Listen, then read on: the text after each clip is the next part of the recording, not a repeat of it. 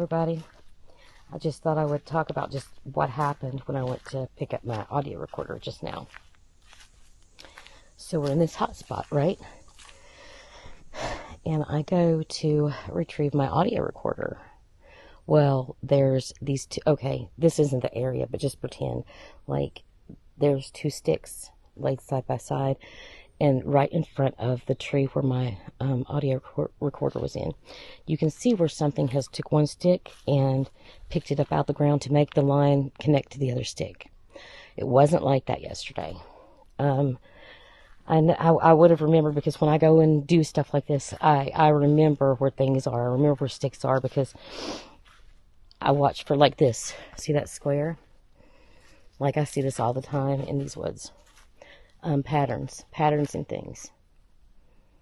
I look for patterns in the areas, the hot spots that I'm in, because it gets me a little bit closer to finding the truth about these people. And this told me that in this one specific area, they don't want me to cross that line. So, of course, you know, I'm not going to venture in and try to disrupt them. Oh, look up there. Cool. I'm not going to disrupt them, but I will stay on the edge of the tree line and talk and lay gifts. You know, if you learn to respect your boundaries with them, they will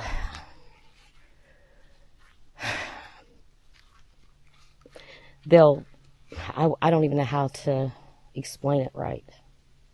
Because they've never gotten close enough to me to where I could touch them or talk, like look into their eyes or whatever. I mean, at nighttime, I've gotten to about 10 feet in the tree line from them, and I've watched them. But if I get my recorder out, there's no way they would flee.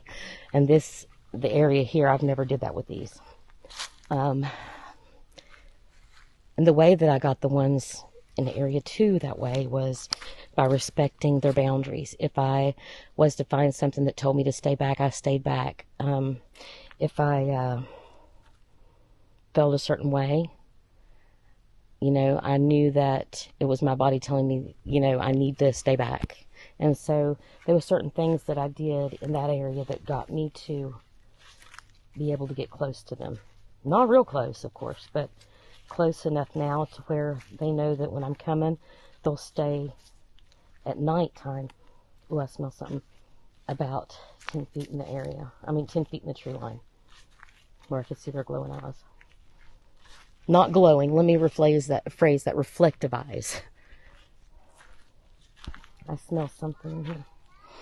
And I just wanted to walk on this little trail in the park to talk about that, because you know, they see people every day in this park. It could be a footprint down there. And, you know, people don't go missing here in this park. You don't hear anyone saying they've been threatened in this park by them. Occasionally, you'll get them staring at campers or walking by, and people will get a glance and they'll report it.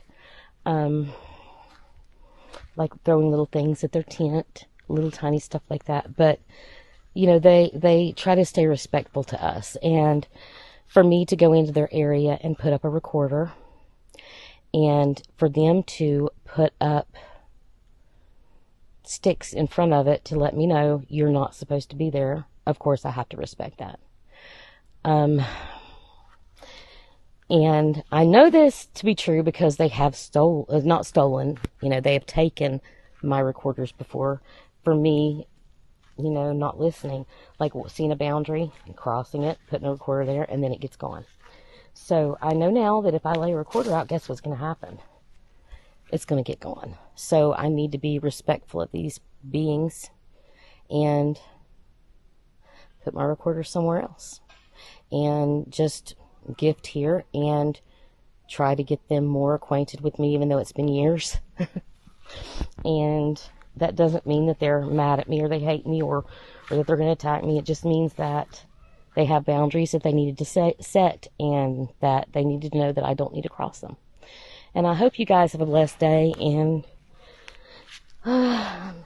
be careful while you guys are out there. Always be careful if you do this.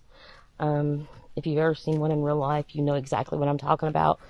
And I always tell people this, until you see one with your own eyes, you could never imagine how big that they really are.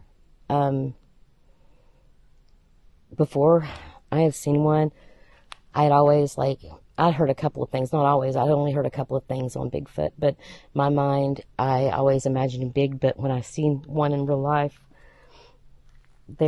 my mind couldn't comprehend how huge it really was. Like, he was really, really big. And I mean, the way that how far apart the eyes were, and how broad about the half of the size of the back of a pickup truck, broad shoulders, and then like 7.5 feet tall. That's gigantic. And that's why when they set these boundaries up, you need to respect them also, because these aren't just little mice out here telling you not to do something.